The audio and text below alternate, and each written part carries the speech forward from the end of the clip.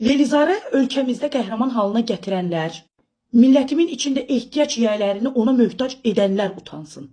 Ar olsun, ayıb olsun hamınıza. Görün bizim ölkəmizi nə hala gətirmişsiniz ki, hicablı qadın bir cinsi azlığa möhtac olub.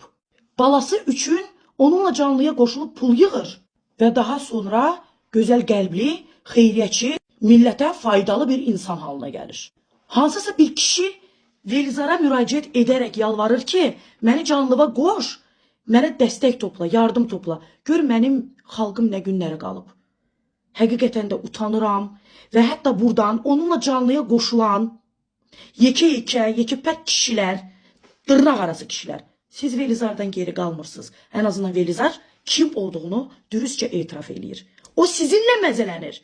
Loru dildə desək. Siz isə elə bilirsiniz ki, onunla canlıya qoşularaq, yenə loru dildə deyirəm, çünki buna başqa cür demək olmaz. Siz hər biriniz bir-birinizlə bir araya gələndə deyirsiniz ki, qaqa, ay brat, mırtdaşırdım.